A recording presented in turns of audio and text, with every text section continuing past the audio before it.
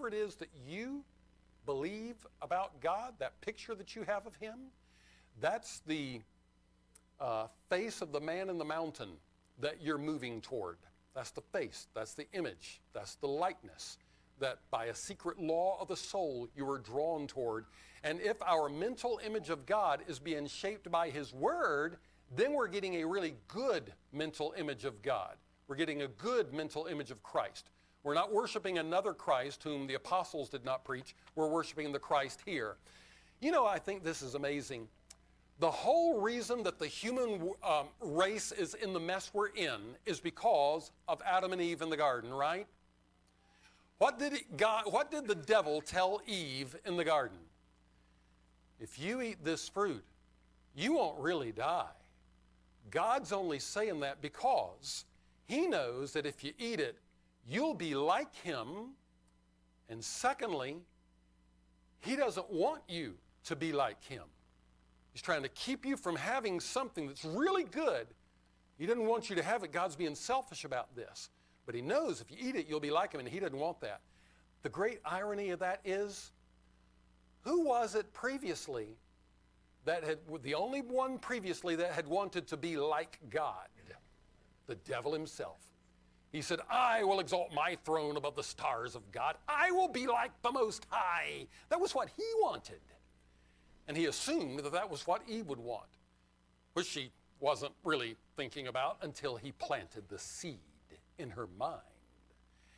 And the other irony is, God doesn't want you to be like him. Wait a minute.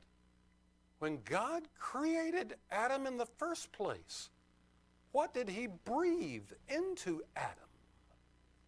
His breath, and with his breath came the image of God. He's always wanted man to be like him. Romans 8:29, we are predestined to be made conformed to the image of his Son.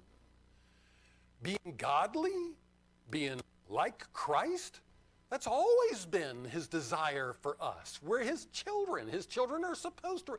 We were created for the purpose of reflecting his glory in this world by being his image, by being made in his likeness to reflect his glory in this world. That's always been what he's wanted for us. But what the devil was suggesting to Eve was that the way you become like him is by eating the fruit of the knowledge of good and evil, so you can decide for your own self what you think is right and what you think is wrong, so you can make your own rules. Now, wait a minute. That makes you not like God, it makes you a rival of God. That makes you an enemy of God. That's not the way God wanted us to be like him. The way God wanted us to be like him was by loving him. And as we love him, we obey him. And as we obey him, our lives become more like his, and we reflect his glory.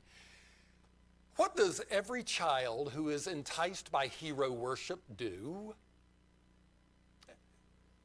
Yeah. He buys the costume and the cape. He adopts the language and the lifestyle, right?